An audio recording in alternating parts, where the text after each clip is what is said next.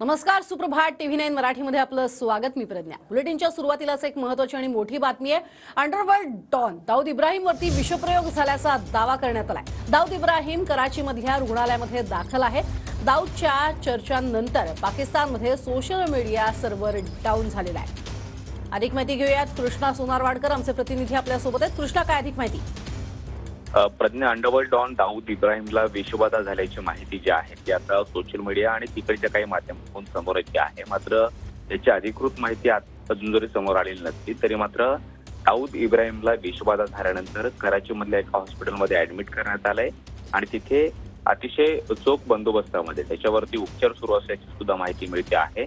मात्र 2-3 दिवसापासून ही चर्चा सोशल माध्यमांमध्ये मोठ्या प्रमाणामध्ये व्हायरल होते आहे. तिकडच्या काही माध्यमांनी सुद्धा अशा या बातम्या केलेल्या आहेत. त्यामुळे आता पाकिस्तानमध्ये सर्व्हर डाऊन झाल्याची माहिती जी आहे ती सुद्धा येते आहे. त्याची अधिकृत माहिती अद्याप जरी समोर आलेली नसते तरी मात्र भारतामध्ये किंवा ज्या काही तपास यंत्रणा या सगळ्या प्रकरणाचा तपास करत आहेत किंवा दाऊद इब्राहिमच्या मागे आहेत त्या मात्र या सगळ्या प्रकरणावरती नजर ठेवून आहेत. मुंबईमध्ये मुंबई पोलिसांकडून सुद्धा याची माहिती घेतली जाते.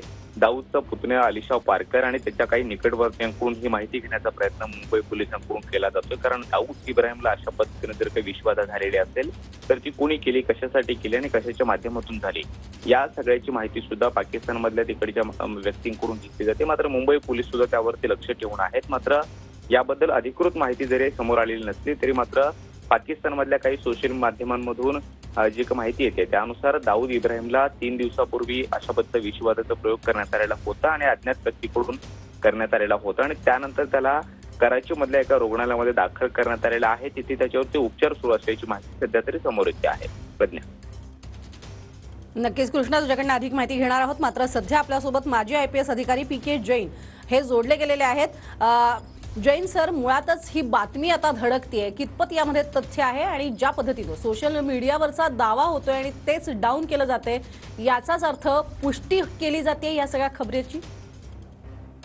नमस्कार. पाकिस्तानच्या सोशल मीडियामध्ये ही बातमी फार मोठ्या प्रमाणावर चालू आहे, परंतु तिथे सुद्धा या बातमीबद्दल काही कोणी खात्रीशीर बोलत नाही. त्यांचं असं म्हणणं आहे की त्याची माहिती मिळते आहे, असे र्युमर्स आहेत आणि हे र्युमर्स सत्य असते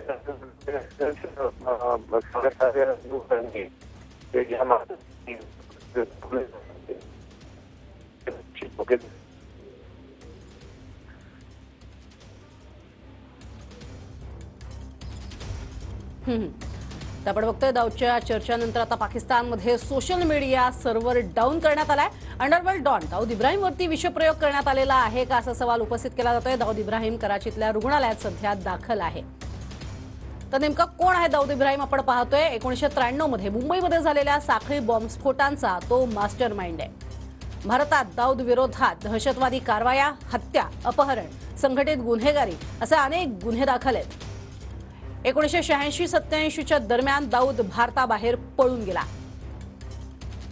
भारताबाहेर पळाल्यानंतर दुबईमध्ये डी कंपनीची स्थापना त्याने केली. तर डी कंपनीच्या माध्यमातून भारतासह जगभरात तस्करीसह वेगवेगळ्या दहशतवादी कारवाया तो करतच होता. दाऊदचे लष्कर ए तोयबा आणि लादेनच्या अल कायदाशी संबंध असल्याचेही आरोप आहेत. नवखराच्या वर्ल्ड ट्रेड सेंटरवरील हल्ल्यामागे दाऊदचा हात असल्याचा अमेरिकेचा आरोप आहे. दुबईनंतर दाऊदनं पाकिस्तानात आसरा घेतल्याची ही माहिती आहे. ISIचा दाऊदला पाठिंबा आहे असाही भारताचा आरोप आहे.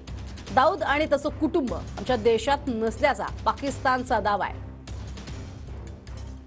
2003 मध्ये दाऊदला जागतिक दहशतवादी म्हणून घोषित करण्यात आलेला आहे.